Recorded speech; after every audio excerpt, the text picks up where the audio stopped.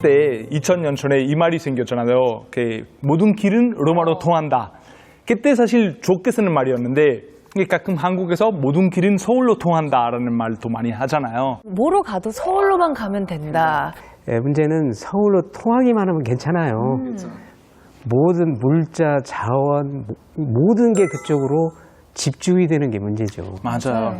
사실 외국인 보기에는 좀 이해하기가 좀 어려워요. 특히 유럽 같은 경우에는 역사적인 배경도 다르지만 저 이탈리아에서 왔지만 수도는 로마고 근데 로마 어차피 정치의 중심이지만 경제의 중심이 밀라노예요. 그리고 또 문화의 중심은 나폴리, 피렌체, 베네치아라는 도시예요. 한국은 정말 아직까지 서울밖에 없는 것 같아요. 근데 이게 또 수치로도 나타나요. 그 나라의 수도가 전체 GDP에 기여하는 정도만 봐도 OECD 국가 중에서 수도의 GDP 기여분이 가장 큰 국가가 한국이더라고요. 아, 우리나라예요? 네. 거의 50%네요. 이 국토 균형 발전이라는 게 사실 많이 노력이 없지는 않았는데 아직 어려워요. 뚜렷한 해법이 아직은 나오지 않은 것 같은데 좀 색다르게 저희가 접근을 해야 될 것 같아요, 이제는. 네, 지역 불균형에 대해서 이제는 새로운 해법을 제시할 때가 됐다. 네, 그런 의견들이 많아요. 근데 독일 같은 경우에 보면 독일 헌법 20조 2항에 우리로서는 굉장히 색다른 그런 조항이 지금 들어가 있거든요. 근데 그게 뭐냐면 이른바 공간 민주주의라고 하는 것인데 공간 민주주의. 이 전국, 그러니까 독일 전체 지역의 지역 간의 불균형, 그걸 뛰어넘어서 삶의 질도 비슷하게 동질성을 유지해야 된다. 그래도 유럽 나라 입장에서 한국보다 좀 더 쉬울 수도 있어요. 왜냐 아무래도 저희 역사 배경 보면 저희 도시국가들이었고 그렇죠. 그래서 이미 지역이 어느 정도 잘 수준이 높은 상태로 그렇게 합쳤는데 한국 같은 경우는 좀 더 어려울 수도 있죠. 그런 점이 조금 다를 수는 있는데 문제는 이제 그런 정신, 결국 그 정신이 헌법에 들어있고 법률로서 실행하는 거, 그런 게 굉장히 중요하죠. 근데 정말 지역마다 균등하게 뭐 학군이라든지 뭐 문화생활이라든지 편리성이 다 보장이 된다면 사실 굳이 서울에 남아있을 분들도 많이 없을 거예요.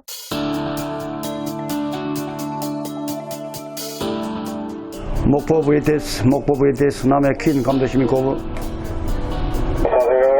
남해 퀸 공유 없이 50분 출항 예정입니다. 첫 배를 타려는 사람들의 발걸음이 남해 퀸호로 모여듭니다. 같은 시각 40년 베테랑의 정순영 선장님도 출항 준비가 한창인데요.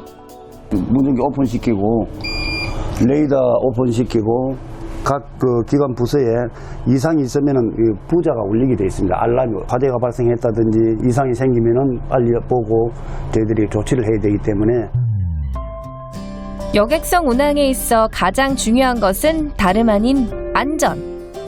소방원 점검입니다. 지금 체크를 좀 하고. 승객들에게도 점검 사항을 알리면 출항 준비 끝. 서남권 해역에서는요, 섬들도 많고, 그다음에 이제 수역이 좁은 데가 많습니다. 일본 협수로라고 하는데요.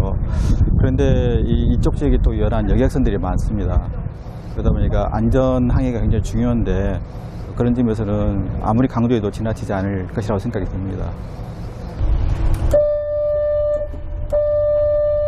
이제 승객들을 목적지까지 안전하게 모시기만 하면 됩니다. 최종 목적지인 관광지 홍도에는 10시 40분경 도착할 예정으로 승객 여러분을 모시게 되었습니다. 오늘 여객선이 유일한 발이 돼주는 인근 섬 주민들에게도 그리고 관광객들에게도 안전은 선택이 아닌 필수죠. 일본 바다에 파도 칠 수 있고 바람도 불 수 있는데 그거를 다 감안하고 손님들 위해서 이렇게 안전하는 거 정말 늘 감사하게 생각하고 43년을 오갔던 눈 감고도 훤한 바닷길이지만 사실 이곳은 기후적으로나 또 지리적으로 원래 사고가 많기로 소문난 지역입니다. 게다가 바닷길이라는 게 언제 어디서 위험이 닥칠지 예측하기도 어렵다는데요. 저 해군배가 저희들 앞으로 가야 되는데 저희가 지금 좌측 추월을 하기 때문에 먼저 가는 선박이 진로를 갖다 파악을 해야 됩니다. 어디로 가야 할 것인지. 오케이, 그럼 자연 추월하겠습니다. 저희들은 불무기 상단으로 갈 예정입니다. 자연 추월에도 관계 없겠습니다. 정확하고 신속한 판단이 오늘도 안전을 지켜냈습니다. 항해사 및 그 선장들한테 그 레이더 교육 및 안전 교육을 하는데 교육을 받음으로써 경각심을 다시 주고 새로 나오는 시스템들도 설명도 듣고 저 같은 경우는 한 3번 정도 받았는데 뭐 도움이 많이 되고 있습니다.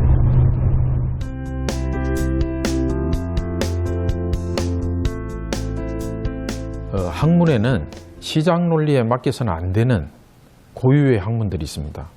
또 그중에 특히 우리 해운업, 지금까지 안전은 개발, 경제에 반대되는 개념으로 많이 작용했지 않습니까?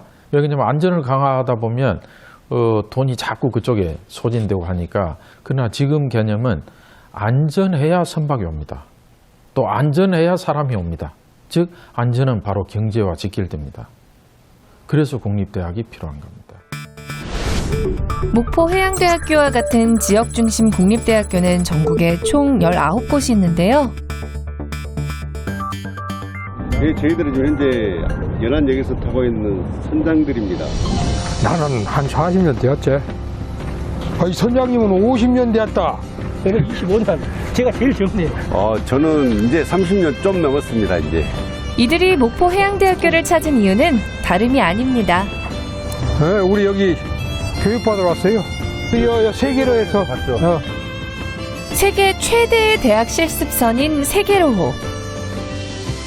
저희 대학에서는 잘 구비된 교육 인프라를 가지고 승조원들을 초빙해서 안전교육도 시켜주고 레이더 판독 요령이라든지 시뮬레이션 교육 이런 것들을 실제로 운항 선박에서 적용할 수 있도록 학교 실습선에서 같이 운항 교육을 병행하고 있습니다. 여러분 반갑습니다. 네, 반갑습니다. 바다 위에서는 누구보다 자신 있다는 이들이 오늘 받게 될 교육은 과연 어떤 교육일까요? 항해사 선배님들에게 이렇게 교육을 바다의 특성상 날씨가 나빠진다든가 아니면 안개가 짙게 낀다든가 하는 그런 상황이 생길 수 있습니다. 이때 항해사의 눈 대신 항해사에게 정보를 주는 게 이 레이더라는 항해 장비인데요. 이제 그러한 항해 장비인 레이더를 좀 더 정확하게 사용하기 위해서 오늘 교육을 진행하겠습니다. 특히나 노후된 레이더의 경우에는 표면 반사나 화면에 허상이 생겨 목표를 찾기가 더 어렵다는데요. 이 회사에서 나온 이런 문제점들을 해결하기 위한 장비들이 속속 나오고 있지만 문제는 그것을 얼마나 익숙하게 사용할 수 있는가죠. 가까운 쪽에서부터 멀리 깨끗해지는 걸 보실 수 있고요. 필요한 만큼 설정해서 할 수 있는데 평균 경력 36년, 베테랑 선장님들에게 펼쳐진 신세계. 이제 어깨 너머로 배우는 지식이 아닌 체계적이고 정확한 지식으로 확실하게 안전을 지켜나갈 수 있게 됐습니다. 나도 안이하게 생각했던 것이 여기 올 때마다 한 번씩 느끼거든요. 이런 교육들이 강제화가 돼가지고 좀 주기적으로 좀 받았으면 좋겠습니다. 앞으로 20년은 더 거뜬히 그리고 안전하게 승객을 모실 수 있겠죠? 나에게 안전이란 등대와 같다. 왜냐하면 나에겐 선박과 여객을 안전하게 모셔가야 될 의무가 있기 때문에 등대와 같다.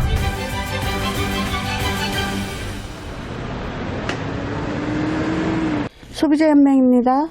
네. 소비자들의 권리를 지켜주는 소비자연맹의 전화기는 늘 이렇게 24시간 통화 중입니다. 수화기 너머로 간간히 들려오는 격양된 목소리, 뭔가 억울한 일이 생긴 듯한데요. 계약서 외에 혹시 또 다른 증빙할 수 있는 서류 같은 게 있으면 그 자료들을 모아서 저희한테 좀 보내주세요. 자, 회의합시다. 네. 여기까지 해서 박세윤 선생한테 휘트니스 건이에요. 지금 코로나 때문에 못 다니게 되니까 환불을 해달라는 건데 그쪽에서는 환불을 해주지 않고 위약금만 많이 물려서. 소비자가 약관에 사인을 했나요? 약정서에? 내용을 읽지 않고 한 거예요. 근데 그 약관이 소비자한테는 불리한 약관이었던 거예요. 이처럼 대전 충남 소비자연맹에 의뢰해오는 상담 건수는 연 6천 건 정도. 개인의 불만부터 기업을 상대로 한 소송까지 늘 크고 작은 소송들이 끊이질 않는 곳이기도 하죠. 법률적인 지원을 받을 일이 굉장히 많습니다. 그리고 저희가 업체들한테 그 소송을 당할 위험에 처하기도 합니다. 그래서 이제 법률 지원을 해주는 곳이 있어요. 그러면 법률적인 자문을 받아오도록 하겠습니다. 오늘도 어김없이 향하는 그곳. 소비자연맹의 법률자문처는 다름 아닌 충남대학교 법률센터입니다. 충남대학교 법률센터는 실은 1964년에 시작됐습니다. 당시에는 법적으로 무지한 분들도 많이 계셨고 법률가들도 변호사들도 굉장히 적은 시대였기 때문에 법적 어려움에 빠진 사람들이 법적 구조를 받지 못하는 힘든 시기를 보내고 있었죠. 이때 우리 충남대학교에서 지역민들을 위해서 법률 봉사 활동을 하자라고 해서 시작된 것이 저희들의 법률센터의 시발점입니다. 법률 상담은 연간 한 100건 정도 들어오고 있습니다. 환불 불가능한 약관이나 중고거래 사기 그리고 임대차 관련 아주 다양한 분야에서 상담이 들어오고 있습니다.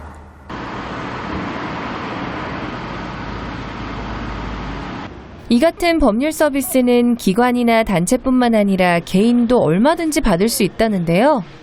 제가 7월에 이사를 가게 되었는데 전세 보증금 액수가 조금 커서 제 전세 보증금을 안전하게 보호하고 싶어서 전세권 설정을 해야 된다고 하는데 집주인이 해주시지 않는다고 하셔서 걱정이 되고요. 민사, 형사를 가리지 않고 지역민들이 일상생활에서 접할 수 있는 다양한 사건들. 직접 방문하지 않고도 이렇게 온라인으로 상담 신청이 가능하다는데요.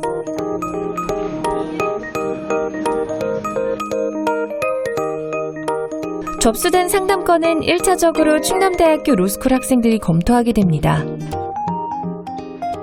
주민들 입장에서도 아무래도 처음부터 바로 법률사무소로 가기는 좀 심적인 부담이 되실 텐데 대학이라는 그런 신뢰할 수 있는 인프라를 이용할 수 있다 보니까 그런 점도 주민들한테는 더 도움이 될 것 같습니다. 이렇게 완성된 법률 자문서를 기다리고 있는 건 다름 아닌 전문 교수진들이죠. 보다 정확한 법률 자문을 위해 해당 법조항이나 판례 등 꼼꼼한 확인 과정을 다시 한번 거치게 되는데요. 그렇습니다. 대항 결과 확정일자 받으셔야 합니다. 대항 요건은 마침 다음날 0시부터 시작되는데 정확히 우리 학생이 인용을 해줬네요. 부족한 부분을 보완해 지역 주민들에게 법적 지식은 더해주고 법적 불안은 덜어주는 든든한 내 편이 돼주는 것이죠. 법률 상담의 내용들이 실은 전문적이고 굉장히 어려운 부분 아니겠습니까? 그렇기 때문에 정확한 지식을 제공해 주는 것도 중요하고 또 하나는 실은 아직도 비용 등으로 인해서 법적 도움을 못 받는 사람이 꽤 있지 않겠습니까? 우리가 국립대학으로서 지역민들을 위해서 무료로 해주기 때문에 지역민들에게도 많은 도움을 줄 수 있는 실질적인 도움 제도가 아닐까. 연간 100여 건 정도가 들어오고 있다는 법률 상담.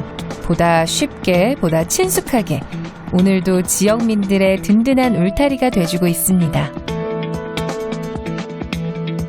그리고 충남대학교 법률센터의 문턱은 생각보다 낮습니다.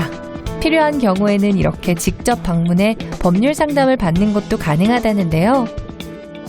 시기적으로 코로나19 때문에 어려운 부분이 특수한 사정이 있죠. 네. 2개월 정도 홀딩 기간까지도 이제 손해를 부담하라 이런 내용이잖아요. 실은 불공정한 조항으로 볼 여지도 많이 있을 것 같아요. 만약에 소액사건을 가되 그것조차도 번거롭다면 이제 금전 채권이니까 지급명령 신청 제도를 통해서 조속히도 해결할 수도 있고 비용도 더 많이 절감이 될 수 있겠죠. 나에게 충남대란 키다리 아저씨다. 경제적으로 어려운 소비자에게 무료 법률 자문을 받을 수 있기 때문입니다. 살다 보면